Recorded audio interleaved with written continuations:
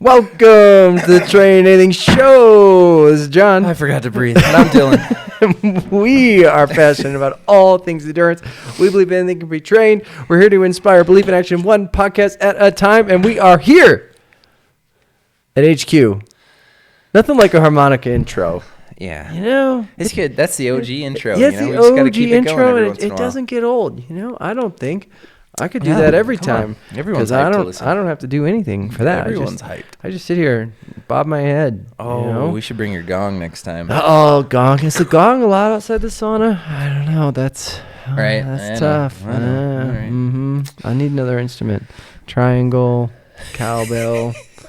Give me something hard. I know. For your Give me birthday, something I'm challenging. buy you instruments.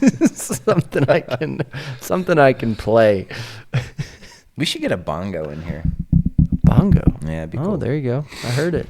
Yep. We already have one called Table.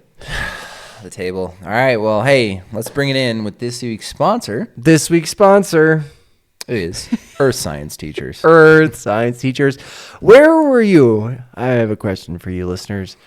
Where were you when you first learned what a plateau was? 3rd grade. That was Oh, advanced. that was for them. Maybe it was 1st grade. I Yeah, don't know. and it earlier? was whenever you learned about prairies and tundras, and I can't remember it. Maybe you will.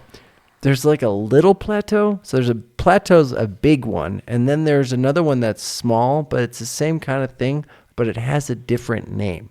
And I can see the picture of the textbook where it outlines, it has this whole landscape. It's like prairies over here, the plateaus over here. And then there's this little thing. I started talking. This is like school. He's already falling asleep I'm already again. falling asleep. I'm here. I'm awake. So you don't recall. You know, John, I don't know what that is. Somebody, if you're listening, put it in some comments somewhere. Because we aren't Googling it. Yeah, I'm not looking it up. But shout out to those earth science teachers who taught you about the earth. Yes. Oh, gosh. Well, if you saw the title of this episode, you know that plateaus is what we're talking about. So, But not the earth science kind. shout out Earth Science Teachers. All right. Let's move it along here. Move it along. TrainAnythings of the week. TrainAnythings. Can be funny. It can be inspiring. It can be Practical. practical. Could be super duper serious. You know, whatever way you want to go. That's right. So, John, what you been training this week? Yeah. All right. So I'm going to go with home improvement. I've been training. Yes. That was excellent. If you know, you know. That's right. Home improvement. I've been renovating my kitchen and have installed the new upper cabinets.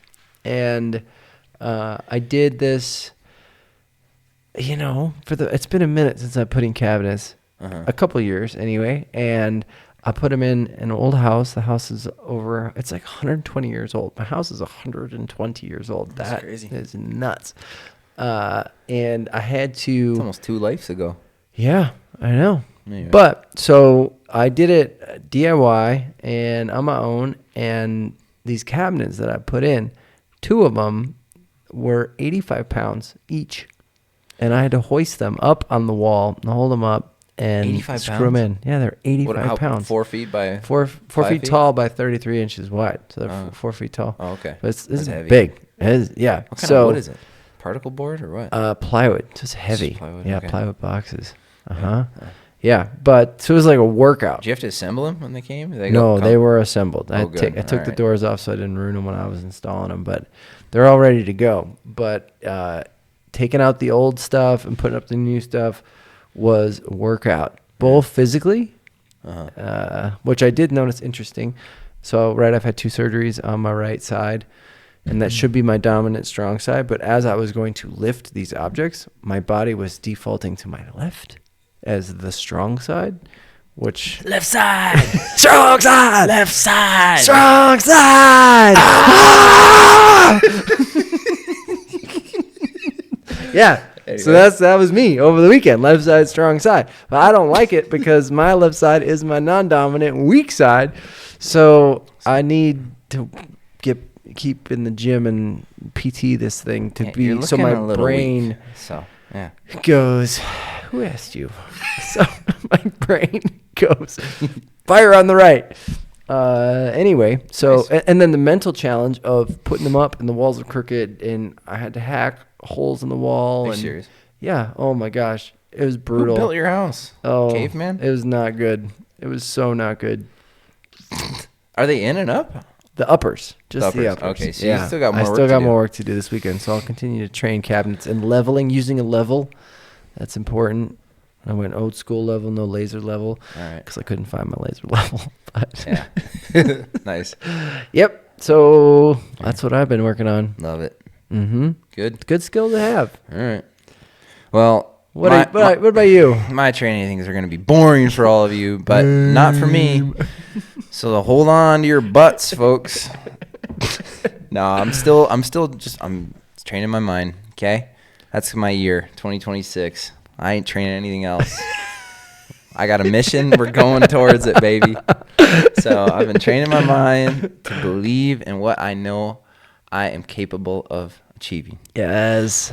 So it's fun. It's fun. I've been nervous for a lot of workouts. Been sharp, thinking about everything, how I'm eating, how I'm drinking, how I'm sleeping, how I'm eating, how I'm, doing all the things. Yeah.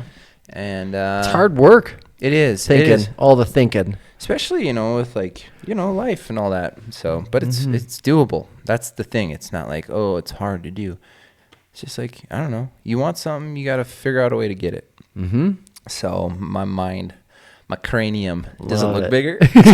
Yeah. Is that it? Is that a hat? Yeah. Is that? No, I just stuffed some paper under there. Yeah.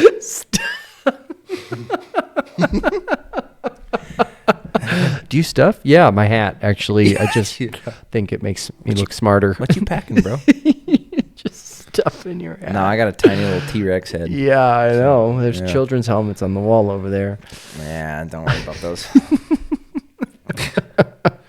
All All right, great. All right. Those are good training things. Tell us what you're training if you are out there. You better be. Yeah, what you guys training? Get on it.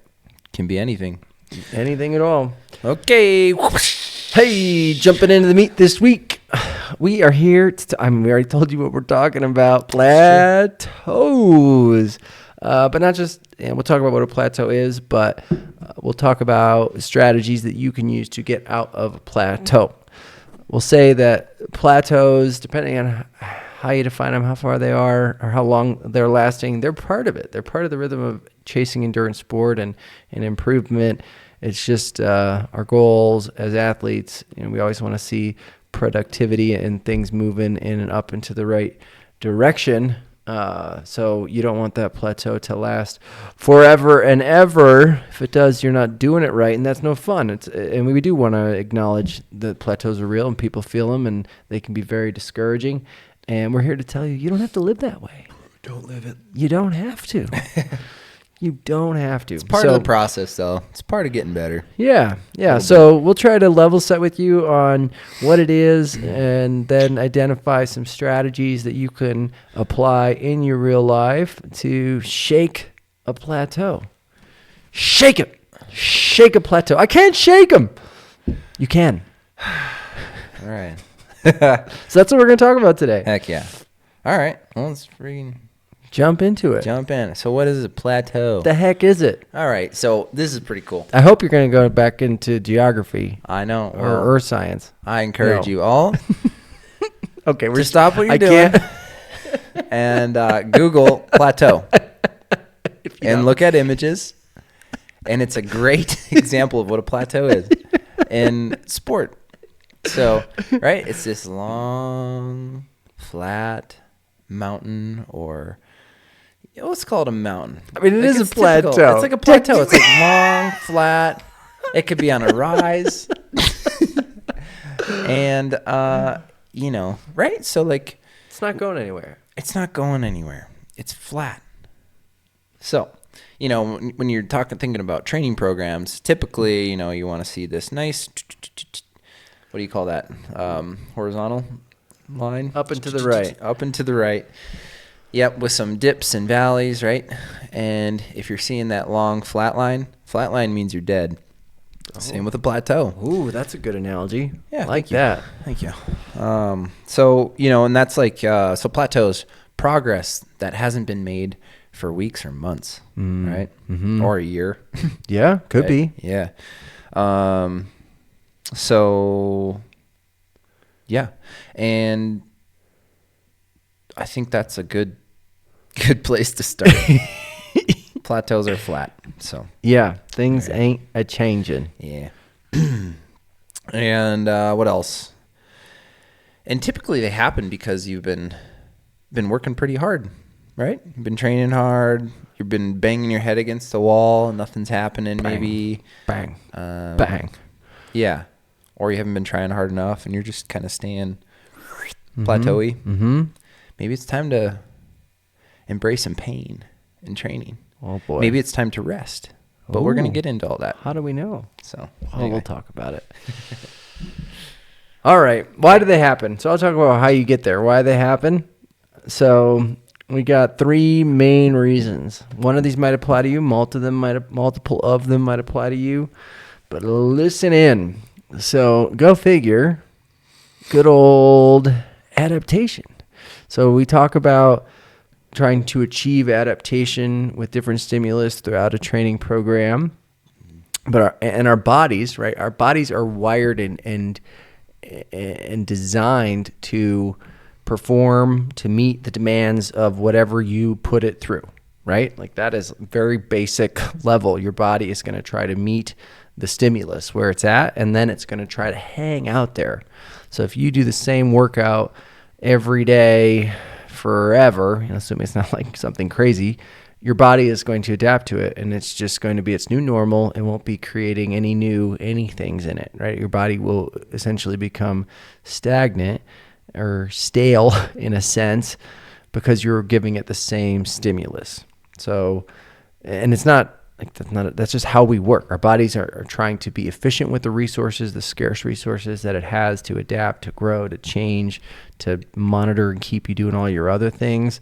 And so if your body gets used to something, you're going to adapt, and what do you know? All of a sudden, you're plateauing.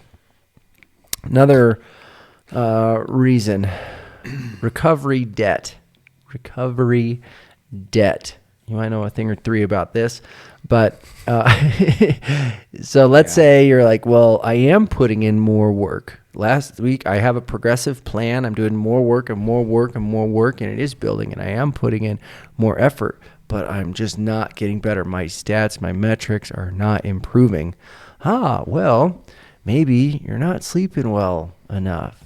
You've got too much stress. You're not resting. You're not recovering. You're not going through that recovery process to actually have your body productively rebuild things and give you that next level of performance and baseline. So if you're in recovery debt, that could be a reason why you're hanging out in a plateau. And then the last one would just be a mismatch in something you're using to fuel your body. So that could be overall maybe you're in a calorie deficit and you're in too much of a deficit. So again, your body can't take those calories, put them to use somewhere. That could be one of the very specific macronutrients. Or maybe there's a mismatch in your program. So it's not as progressive as it could or should be to get the most out of what needs to happen. So those are 3 of the big reasons why folks often find themselves in a plateau, and oftentimes, like the answer, I think the answer that most of us always go to is just work harder, right? Like, I'm plateauing. What do we do? Yeah. Good old endurance athletes, work harder, do more. But that's not always what you need to do. All right. That's actually probably almost never what you need to do. Maybe. Yeah. Kind of depends. Yeah, case dependent. But yeah. I think a lot of the time, endurance athletes typically probably work too hard. Yeah. For being honest, you push too hard when you should be going easy. But it feels good. Totally. Yeah. It makes you feel alive. Yeah. And it's so nuanced, right? Like if you're time limited and time constrained, okay, you can push a little harder. But if you got a lot of time to work with, you really have to take the easy days easy. But that's just a little side note. So you don't need more effort. You need more awareness. Yes. Have you been on a plateau for one of those reasons? Like, yeah. I think. Oh, dude, I could talk in depth for sure of each of these reasons. And like, how should we have another podcast? Yeah. We're not here to talk in depth. We're only here to talk about the surface level. Yeah, but totally, dude. I've been on a bit of a plateau myself here in the last couple of years. And I'm not even bummed about it. Yeah. It's just like it's actually really fun when you can be positive about it, see what happened, and be like, "Oh yeah, let's course correct."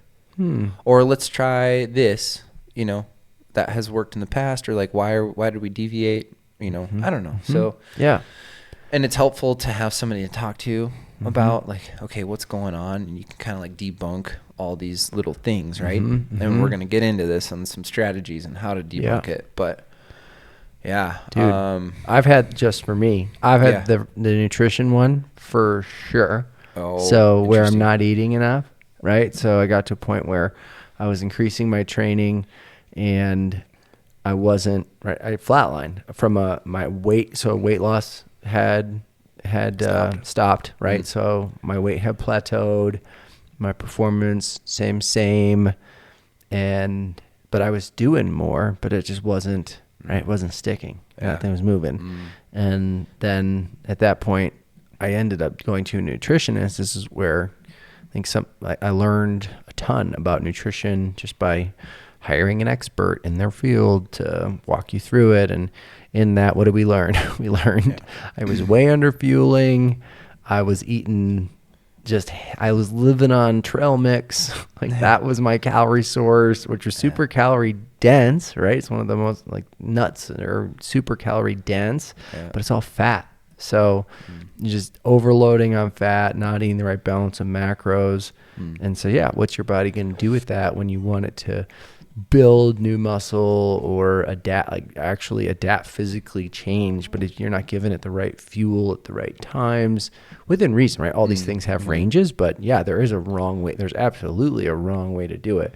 And I was doing that. Nice. So that's a good example. We spent weeks. I mean, I was tracking everything that went in this mouth, like all of it, every little M&M or whatever, it was being tracked. And go figure, I was able to actually chart improvements across the board: weight loss, sleep, just overall feeling of contentment or energy in the day by changing that one thing. So getting off that plateau. That's awesome. This is one example. Okay, I'll give an example. All right. Instead of like, I could talk about all of them. That was dumb. How about I'll give you one that maybe you guys can think about? This is a podcast, right? Give us one. Come on. Come on, please. The people want to hear. Yeah. So my example I'm going to talk about is recovery debt.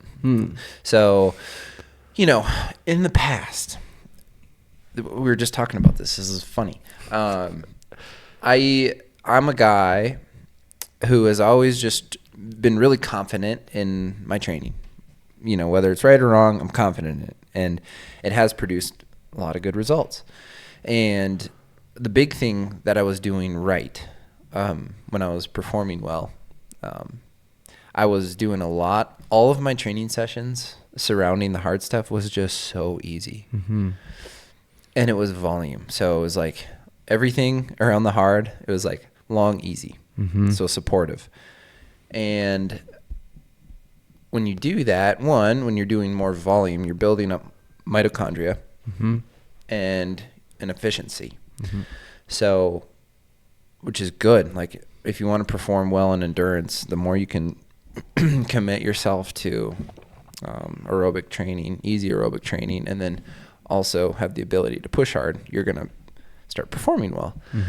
And anyway, So the last couple of years, I don't know, probably not a lot of you know my story, but I had a lot of life stress with like my last job and whatever, and new kids. We got 2 kids under 2, or well, we got a 2.5-year-old, 2 kids under 3, and anyway, it was funny because I think I started taking a lot of that pressure and tension and whatever you want to call it, anger and stress, frustration, and I put it into the pedals on my bike.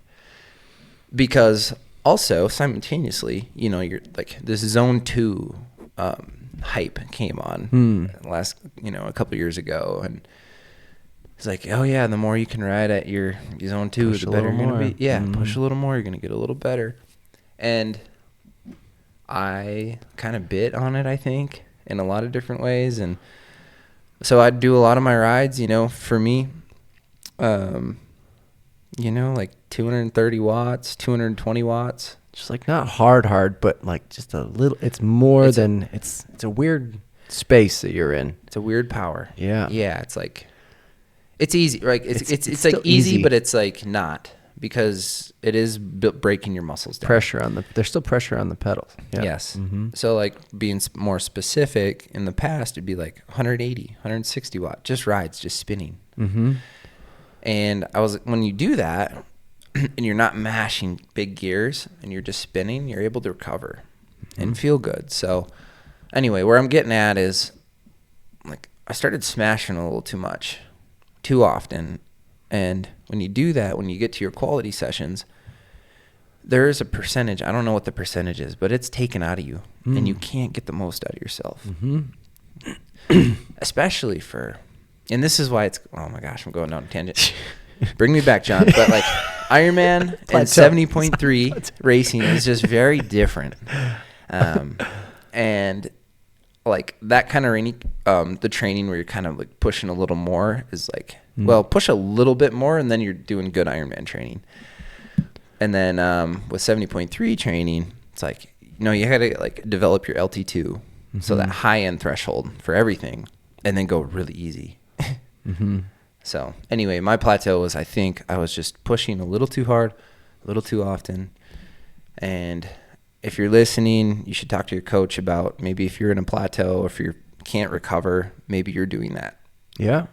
Yeah. And I think what you're explaining and describing is how chronic fatigue, so like acute fatigue being, the workout yesterday, how do I feel from that? But that longer term fatigue, how that can set in over time. And you would think, what's the difference between riding at 190 watts and 220 watts? Like, well, when you're biking 12 hours a week and you do that math, and then you do that for how many ever weeks in a row, that it adds up. The cumulative effect can come at you, and that's where that debt comes to play. And the longer that persists, it's gonna drag on your performance. Yep.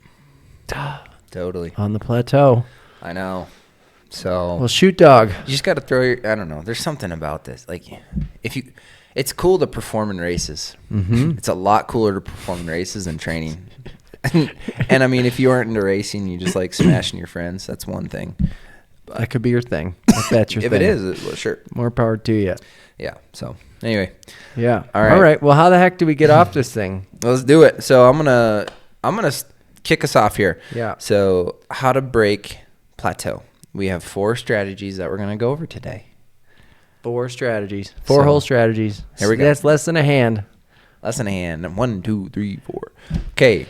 Number 1. Change one variable. Is this math? I don't know. I hope it's not math. We're doing algebra? Yeah. We're going back to school on this episode. I know. Here we are. Our teachers would be proud. Change one We're variable. not talking about anything they taught us. Okay. So, don't change everything when you're plateaued. Try something. Try one thing and try it for a week and then see how you're feeling, right? So sometimes it can take a while to get out of your plateau.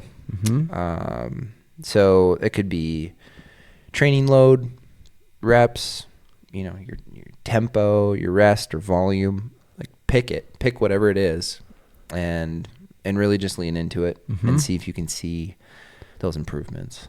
Yeah. From changing that one variable. Because then if you change everything at once, you really don't know what worked. Right. Yeah. This is like science. Yeah. Yeah. There's right, like the scientists out there, anybody who's a chemist, my brother's a chemist. So I'll talk a little bit about my brother being the chemist. But when they are working on a problem, same kind of thing, they're going to change one input, one solution, one concentration of something to see how that affected the result to get to their answer. And then if that didn't or did, then they'll change another one. They generally won't be changing 4 things and then they get a different result. And they're like, well, shoot, which one of those 4 helped me? Yeah. All right. So. Yeah, that's good. And like we like to use that analogy of training as like a lever board. So as a coach, you got sure your basic 4 swim, bike, run, but then there's other levers within the swim, bike, run.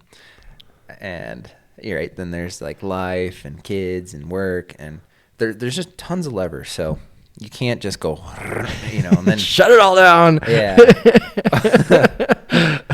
But I think first identify maybe one area, like this is stressful in my life.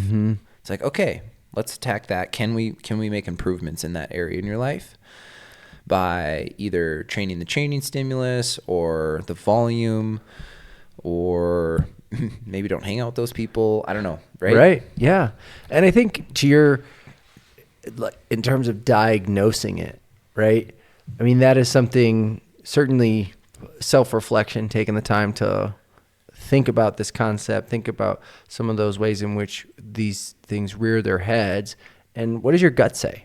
My gut says I'm not sleeping enough. My gut says I'm eating garbage. My gut says I'm not really applying myself to my training to work hard. Like I'm not really pushing myself. Like what does your gut say? I think it's good to flesh it out with your coach or somebody who's close in your circle and test the hypothesis. Like, oh, I think this is the problem. What do you think? Have those conversations. But I think a lot of this you can intuit. Like you can have the intuition of like, I bet it's this thing, or and try that first, maybe. Right. Yeah. I like that. There you go. Okay, that was number 1. Number 1. Change one variable. Take us to the second one, John. Number 2. Number 2, my lord. Number 2. Pick number 2. We're going movies this episode. I like it. Deload. Okay. So you're on a plateau. You're plateauing. Maybe you're plateauing on a plateau. What if you lived on a plateau and you were plateauing? Ooh, it's like be depressing. In the Matrix or something. Okay. So this one is really focused on you have to do less to do more, right? So when we're thinking about adaptation and the cycle through which we load and have super compensation, right, reset, and then build again from there, that up and to the right that we all want to see, that requires deloading. So I think a lot of folks out there, right, especially if you're time constrained, maybe week to week, you're like, I do 8 hours of work a week, 8 hours of training a week, and I have my schedule and that's just what it is. But you don't take those weeks to really lean into reducing your volume or to deload that stress on your body in a material way that then allows it to rebuild and do the next thing.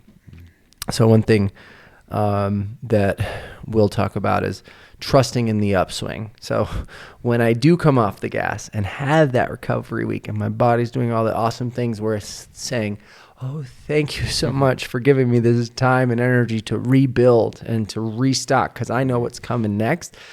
That can sometimes be really uncomfortable for athletes because I'm going to lose ground. I'm going to,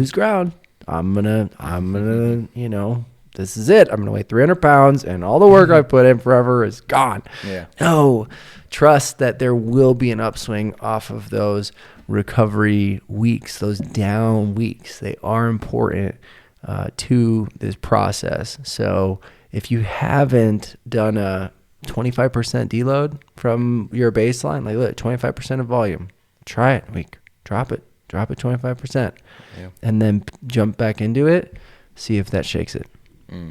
Yeah, I like that. There you go. Deload it, baby. Deload. Deload. And then reload. Where's is there a duck? Anybody see a duck? No ducks in here today. We didn't bring the poppers either. Oh, well. Okay. Moving on to number 3. Number 3. Fix the basics. Fix the basics. Yeah. You know, you say nail the basics a lot, so you fix them. I know. Yeah, fix them or nail them. Nail them. Nail the basics. What are the basics of being a human? I don't know. I mean, we need sleep, right? We need sleep. Do we? I like to test that theory sometimes. Really? You do too. Really? What do you mean? By not sleeping. Do Why? I really need it? You dark. You dark. Maybe John doesn't. Some people don't, actually. We all like to I think know we some don't. weird, what do you call that? What do you call them? I don't know. I always want to say insomniacs. What's Yeah, they're not sleeping. They're not sleeping? Is Yeah, that what that is? that's what There that you go. is. Okay. I nailed the word then. Nailed it. They can operate off of 4 hours of sleep. But no, fix the basics. So if you're plateauing, just lean into sleep a little bit more. Like John just nailed it with the deload. So part of that is put the effort into maybe a nap. If instead of a Wednesday you had a 2-hour ride and you had a 45-minute spin, go sleep for the other hour and 15 that you had in the day. That'd be a good place to start. Make sure you're eating enough. We touched on this, right? John explaining his Under eating. Yes, his under eating. That can certainly cause plateaus, and if you have a weight loss goal, or I don't know, or if you're just feeling fatigued and whacked all the time, good chances you need more carbohydrates. And you need more fats, and you need more protein. How about those? How about them apples? Yeah, body it all. Yeah, I mean, you should. I mean, yeah. And 2, if you're having a hard time recovering, make sure you're getting enough protein. For us Americans, 1 pound of body weight, 1 gram protein. So if you weigh 150 pounds, try to aim for 150 grams of protein a day. Yeah. It's pretty simple. Yeah, and the latest research on that, while we're talking about protein, is that does scale with activity. So, but the number that Dylan just gave is the 1 gram per pound is still that's for an active person who's living a lifestyle that's probably listening to this. We're talking to you athletes. This podcast, you're out there Otherwise doing you're things. pooping it out. So that is, and that scale. So if you do have up weeks and you're doing more, increasing your protein with your training is not a bad idea. It's the research suggests your body's going to make use of it. And what it does, you just pass it out. So it's not like you're retaining it like you might a carbohydrate. But so don't shy away from it. And what were you saying to me the other day? You said if you're eating enough protein, your poop should be sinking? Well, if you're eating more than you need. More than you need. Yeah. If you're eating, like if you have a high protein diet and your body's passing that through, it's going to cause your stool to sink. Poop. That and I mean, fat consumption can play a lot into that as well. So if you're eating a lot of fat, that can often lead to your poop's going to float. So the more you know, you can also you can here dive into this. Can be more. a whole. Should we have a poop? We can have a poop pod for sure. If you're plateauing, look at your poop. Yes. And get out your poop chart and see what's going on. Do they say an optimal? Do you want like there half float? They do want it floating. They do. Yeah, and connected, not like messy. kibbles and bits. Yeah. All right, that's weird. Yep. We'll have a poop pod sometime. Yeah, we just had it. Yeah. We can move on. What else in the basics? All right. The last one, I mean, it's hydration. So good chance you might be dehydrated. And I know so many people who are like, I just don't drink anything. I should drink more on the bike. It's like, yeah, and you should have electrolytes, on the bike. Buy a bag of Scratch Labs or whatever tastes good. Precision Fuel and Hydration. Yeah. Just get a little sodium. And make sure you're drinking glasses of water throughout the day. Yeah. You know, if you're a big coffee drinker like me, make sure you're drinking that water too, because coffee doesn't count. It's Love just it. a diuretic. Yes. And if you don't like basic water, drink the fizzy stuff. Yeah, we mentioned this on a podcast. This stuff is hydrating. Yeah, same. That's what they come out with? Yeah. You're just burping it out. That's right. A little extra gas. All right. Did I have anything Fourth else? and final. Yeah, I don't think I had anything else on the base. I did have something on the basics, but no, our poop talk got me off track, so I don't remember what it was going to be. So nail the basics. You're plateauing. Maybe it'll come back. All right. Sleep. Make sure your macros are good. It came back. And hydration and daily movement. It came back. Good. Yeah. So just thinking about that, when you mentioned it, age groupers, most of you, right?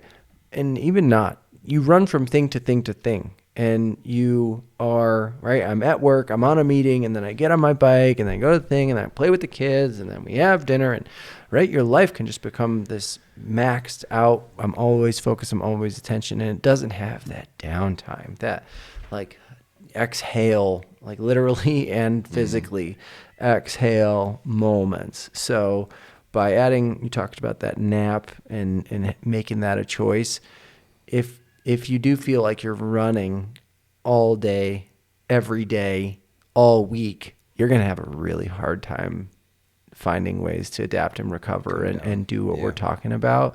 And ultimately, you're going to burn yourself out.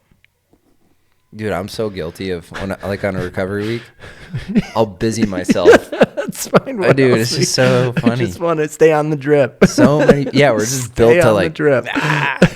What else can I do? That's the fun part. Right. Yes. So challenge yourself to find that downtime in the basics. Yes. And if you have recovery boots, that's a great way to lock yourself down. Right. You can't go do something else. Yeah. Just set that thing for 30 minutes twice. Another right? round. Yeah. Another round. All right. Next Good. one.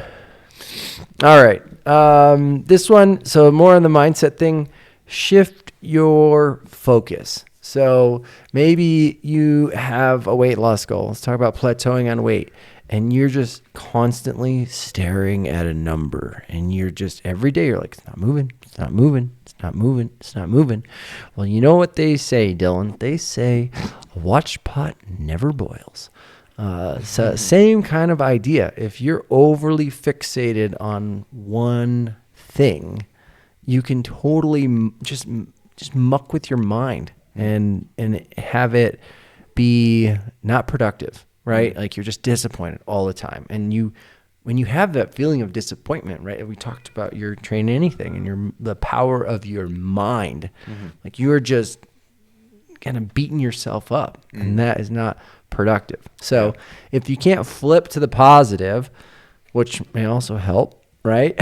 But find a different thing to think about. Find a complementary thing or some other target. Like instead of focusing on your weight, maybe think about your average pace on your runs or a volume metric or just something else that is going to be complementary towards your goal, but isn't going to be your whole focus, to give your brain a break. And maybe, just maybe, focusing on some of those other habits or little goals or activities are going to contribute to you breaking through, right? It's like just when you stop thinking about it, it happens. That kind of thing is what we want to set up with this one. Yeah. Right. Okay. Mental reset. Yeah. Shift your focus. Shift your focus, Think y'all. about something else. Yeah. Oh, sorry. That's a good one. What? Yeah. Mental reset is the next thing. Oh, yeah. I'm on it like. I know. I was wrapping it up. Okay, so our 4 strategies. Yeah. 4 strategies. Change one thing at a time. Don't change it all. Deload. 3, fix the basics. 4, shift focus. Yeah. As referenced in the first one, don't try all 4 of those at the same time. Understand what your options are. Follow that intuition. And then see which one of these strategies sounds like the best bet for you to get off the plateau. Yeah. That's fun. Like, gosh. And I just encourage you all, like, if you're a wearable person, it's fine. But John said it, listen to your gut. And that's a muscle that we don't often use, I don't think, as much anymore. Mm-hmm. It's like, well, my watch says this. And right. It's like, well, no, but what is that, like, little voice or that feeling say? Like, just, follow that. And I just wanted to really hit home on that because I think it's really important to work that muscle. Mm-hmm. Love that. Yeah. So, anyway. Okay. All right. Mental reset. Plateaus are hard. Plateaus are hard. Yeah. Yeah, they are. Well, they challenge your identity, don't they? Yeah, they can. I get in my head about it. I do too. Oh, yeah. Well, right. So, I don't know. Do you have something to say on that? Yeah, I mean, we are all, because it's a natural part of it, right? We can quickly get into a world where we decide that this plateau is just me. It's just where I'm at. It's who I am. I'm this guy, and this is all I got, I guess. I thought, at one point I thought I could be more and I could do more, but I guess this is it. This is just the plateau. That's a bad place to be. Don't be there. What are you, Eeyore? Yeah. Eeyore. Don't be that guy. Hey, we've all been that guy. I've been that guy. Yeah, it's true. It's okay. It's hard. Yeah. But you just got to remember, like, especially if you have a past, right, of success and maybe you've been in a plateau, just remember, you're a dog, okay? And if you're just starting out, find the dog in you, all right? You know what I'm saying? Find that dog again. Yeah. Yeah, it's just so easy to, don't, what am I trying to say? Don't settle. Don't settle for what your mind's telling you today. Well, you're in the plateau. Because the mind is so powerful. I love the mind, and you can train it. I mean, I'm hitting on it again. For good or evil. Really. So just like, lean into truths on who you are, how you're built. We're capable of anything. And you just got to believe that you're capable of more. So just remember, if you're in a plateau, it's probably not your ability. It's just like something's a little off. Yeah. And then find joy in finding what it is. Yeah, for sure. Go at it joyfully. Yes. Speaking of joy, comparison is the thief of joy. Yeah. Right? So I think it's also important as you're on your own athletic journey, maybe you are at a plateau for whatever one of the reasons it is, whether it's something you're stuck on or just part of the process, right? I think it's part of the process. And then someone else, maybe somebody you train with or you see on the gram or wherever else is just like they're plateauless. They are just up there at this point in time. And you're just like, gosh, why can't I just be off the plateau like those guys? Like, yeah, okay, that's not a productive thought. It's not a productive thought. Yeah. I think you need to know what you believe in yourself and that you can solve this and you can figure it out and that it's just part of the process. And your point about fun, enjoy it. Like it's going to be fun to figure this out and move on to the next stage and connect those dots and see that progress. So do not compare yourself to other people because there's no good in that. Yeah. It's just gonna, you're just gonna get in your head and then you're gonna have to get out of your head. It's just gonna waste time. Yeah. Positive mantras are great. And something I'd like to do when I get a negative thought is just nip it right away. Like, nope. Not thinking it. Just say no. Say it. That's what I do. Oh, you already did. I know. Try it. Not today or ever. But seriously. That's right. But anyway, this is a nice little quote. The people who progress are the ones who don't quit when it gets boring.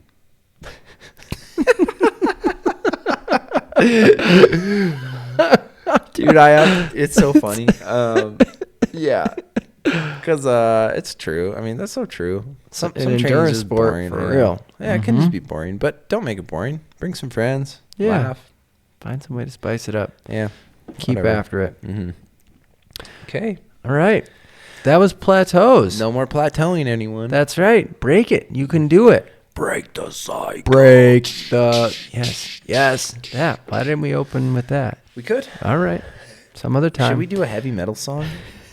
We're Yes. just like, bro. I want to scream. Oh, gosh. Yeah. All right. Yeah. If you have Okay. other questions about Plateaus or want to engage on the topic further, throw it in the comments. Mm-hmm. Give us what you got. But know that you're not alone. It's part of the process. And you will get out You of the plateau. will get off the plateau and onto the whatever that little thing is that I'm still. Somebody tell me. Oh, John, I got one good one. And then we'll come back to that stupid little thing.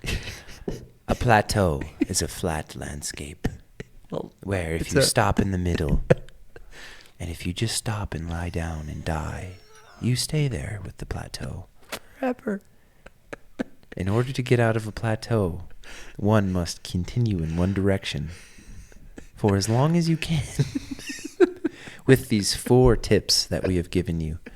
And you too will descend the plateau and then ascend Mount Everest. Wow. Thank you for listening. Is that your radio voice? That's your I think so. evening radio voice. It's my creepy. Yeah. Thank you for that. One day. Wow. One day. I see it. I can see it.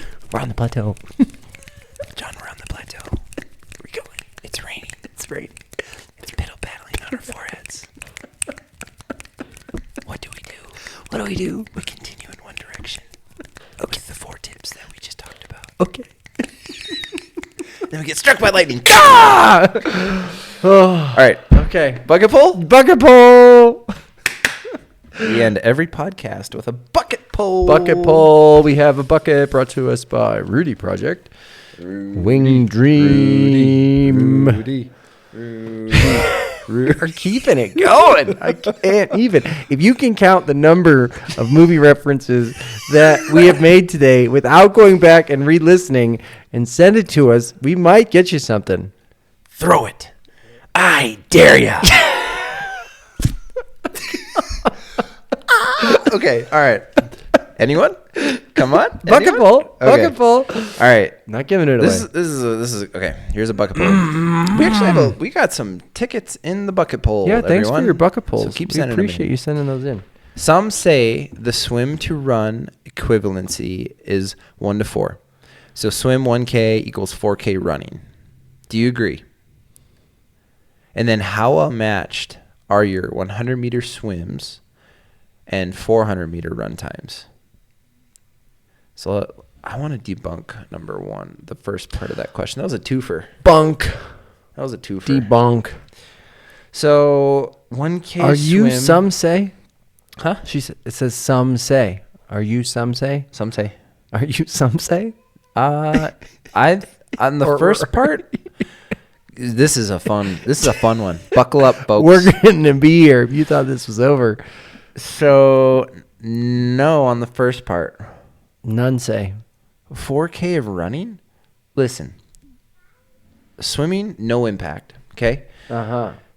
For me, swimming 1 kilometer takes 1 kilometer in meters takes 15 minutes. Okay. 4 kilometers of running, pounding, and it is 2 miles. It's a lot. It takes me, I mean, go. No. 2 miles. But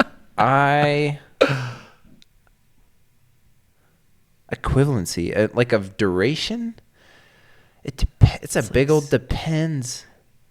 It's a big old depends. That's a weird one because like equivalency of what? Right. Of effort, I think- of calories burned. Right. I feel like it's around time and effort. Like so, at the same RPE, you could swim 1,000 or run 4K, and that would be easy threshold. That's kind of a equivalency. Yeah. Oh gosh. All right. It's in the neighborhood. We can't be on the fence. I feel like it's in the neighborhood. It feels neighborhood dish. Yes. I'm gonna say running's a little harder. 4 kilometer run. I don't know why. I agree. Yeah. I think running would be I think a little time harder. equivalency is there, but I do think breakdown and what have you is going to be, I mean, it's going to be like how many X? Gosh, and this is so... Several X. All right, okay. Several. We'll wrap it. We'll wrap it all together. We're going to... Second part of the question. Did we answer the first one? I mean, yeah. All right. I think running's harder. You think running's harder. We I answered don't it. think, I think it's an equivalency from like a time standpoint, but not from almost no other variable or something that you compare them to. Yeah. Okay. And then how well matched are your 100-meter swim times and 400-meter run times? So this is a fun one. So like when I'm doing 2400s, for some speed work, I'll be coming in on 75s. Okay. Yeah. This is on the track. On the track. Yep. Yeah. And when I'm doing 100-meter repeats for threshold, I'm coming in on 74, 75s. What? I know. That's wild. That's wild. Yeah. You are one of those people. That's matched. It's matched. I would say For me. I know, because I have a different story. I mean, well, one, I do think it's given the depends, the caveats, the whatevers. It's like how well trained are you? How consistently trained are you? So I will speak to a time when I was more consistently trained than I am right now, where my run, I think I have more. My swim was slower than my run. Like when I would factor in level of effort and RPE are same for both of those, where my 400 would be a little bit faster than what I'd be doing in the pool. But this is a great episode. I didn't follow my own advice. Living on a plateau in the pool for some time, not ever since college swimming, but for some time. So yeah, mine aren't the same as yours. Well, and then, okay, right. Yeah. That's all right. That's a great example. Right. And then I think of like, let's think of some other pro triathletes out in the world, like Sam Long or Lionel Sanders. Yep. Their run 400s Their ain't the same as their 100. Them are different. No, they're different. Yeah. Very so there's different. like a very technique, play in the pool and grabbing water. Yeah. And all that. Yeah. But I think for a well-trained triathlete, I guess lens of a triathlete. But I don't know. Run should be faster. Run should be faster. I bet for most people the run would be faster. Right? Probably. But it's eerie that mine are so... It was like, bang, we got this question. It was like, holy smoke. Yeah. Dude, right, because like, let's go even further. Like, we're going. If I'm ripping a 400 on the track... You could rip. Yeah, like, I could probably do, a 64, I don't know, 62, somewhere in there. Actually, yes, for sure. Yeah. I've done that before. A couple of years ago. That's the last time I think I opened up on a 400. I did a 62. And then if I open up on a 100 free in the water, 62. 61. I can do 60 seconds. So it's 50-meter pool. We're talking a 50-meter pool, by the way. 50-meter pool. This would totally change, I think. This would definitely change if we were yard pool. Yeah. But 50-meter. Or 50-meter, 400-meter. Yeah. Know what I'm saying? I know what you're saying, dog. All right.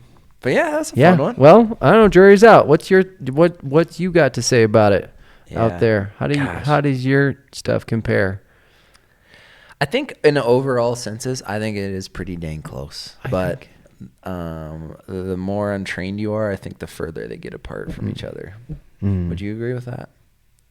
Either untrained. Swimming's hard because you could be, as you mentioned, super aerobically fit, but go nowhere in the water. Yeah. So I think that maybe that's more of a swimmer's metric, because if you're a non-swimmer, good luck. I know. All right. Gosh. I'm thinking well-trained, top level professional triathlete all who's around. like balanced swim, bike, run. It's probably pretty dang close. Yeah. Anyway. All right. That's what we got to say about it. What you got to say about it? I need some bubblegum. I didn't want to chew it the whole podcast. But let's smack some Bubblicious. No, I'm not sharing it. I'm gonna have my own piece. I got to play the harmonica, but don't spit your when's the last time you guys had some Bubblicious? Bubblicious. How hard is it? Oh, it's been sitting. I don't get Dude, it's been sitting. It's not a fresh batch, but we are chewing it. I'm sorry for the chomps. I'm not. Gosh, get out of there.